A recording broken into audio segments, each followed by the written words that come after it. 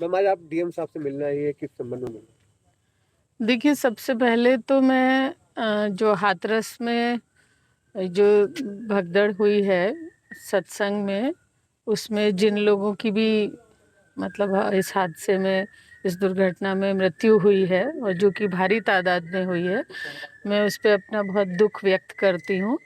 और भाई, जिन्होंने भी इस सत्संग की परमिशन दी थी और उचित व्यवस्था नहीं करी श्रद्धालुओं के आने जाने की, तो ये बड़ा ही दुखदाई एक प्रकरण है। और भाई, मैं सरकार से भी मांग करती हूँ कि उनके परिवारजनों को उचित मुआवजा भी मिले। और वाकई ये दुखद घटना है। आज डीएम साहब से मुलाकात हुई।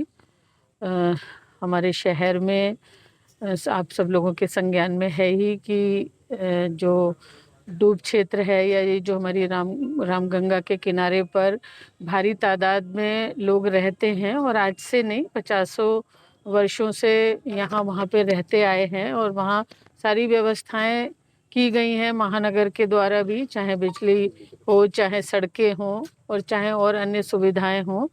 तो ये भी बड़ी एक चिंता का विषय है कि ये अभी कुछ ऐसी जानकारी मिल रही है कि वहाँ जो 100 मीटर की दूरी पर रामगंगा में घर बने हुए हैं, उन्हें वहाँ से हटाया जाएगा।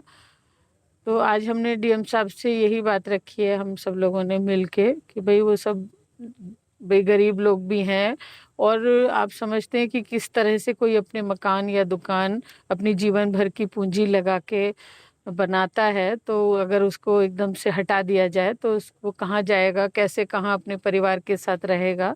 तो हमने आज बात रखी है और डीएम साहब ने हमें ये आश्वासन दिया है कि पहले नापतोल होगी, उसमें जो भी लोग आएंगे उनकी बाकायदा सूची बनेगी और फिर उनके लिए कोई वैकल्पिक व्यवस्था की जाएगी। उसके बाद ही मतलब ऐसे, क्योंकि मानवीयता के आधार पे उनके साथ व्यवहार किया जाएगा। और हमने ये भी बात रखी थी, कुछ दिनों पहले मेरी मुलाकात, 2 दिन पहले सभी वहाँ के लोग मतलब लोगों से मैं मिली थी और मेरी उनके साथ पूरी मैं तरीके से मैं उनके साथ खड़ी हूँ। और मैंने ये भी कहा था कि हम अधिकारियों से भी मिलेंगे यहाँ भी, या रिहैबिलिटेशन सेक्रेटरी से भी मिलना हो, या संसद में भी आवाज़ उठानी हो, अपने राष्ट्रीय अध्यक्ष से भी कहना हो, सभी से उनकी बात को रखेंगे और उनके लिए समुचित व्यवस्था के बाद ही कोई और वहाँ फैसला होगा या कोई और कार्यवाही होगी। और मैंने ये भी कहा था और आज भी आपके चैनल के माध्यम से ये बात कहना चाह रही हूँ कि अगर कानूनी लड़ाई भी उन लोगों के लिए लड़ने का काम हुआ तो मैं उनके साथ हूँ, उनकी लड़ाई लड़ने का काम करेंगे। और मैंने एक बात और रखी थी कि वहाँ कोई भी चंदा पे उगाही करने का कई लोगों ने काम वहाँ शुरू कर दिया है। तो मैंने एक बात ये रखी थी कि कोई भी वहाँ चंदा ना दे, कोई भी लड़ाई में जो भी खर्चा आएगा वो लड़ाई मैं लड़ने का काम करूंगी। बहुत धन्यवाद।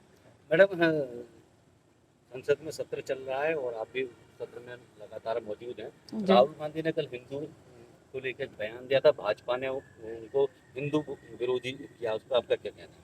देखिए, भाजपा तो हमेशा ही बांटने का काम कर रही है, जबकि इंडिया गठबंधन, राहुल गांधी जी, हमारे राष्ट्रीय अध्यक्ष अखिलेश यादव जी सबको साथ लेके चलने की बात कर रहे हैं। तो उनकी तो राजनीति ही ये है कि भाई डिवाइड करने की और पोलराइज करने की। आज पीएम मोदी ने भी क्या कहते हैं राहुल गांधी के बयान को लेकर अपना पक्ष रखा, उसमें उन्होंने कांग्रेस को आदमखोर बताया है, तो आप? देखिए, मैं निंदा करती हूँ उस बात की।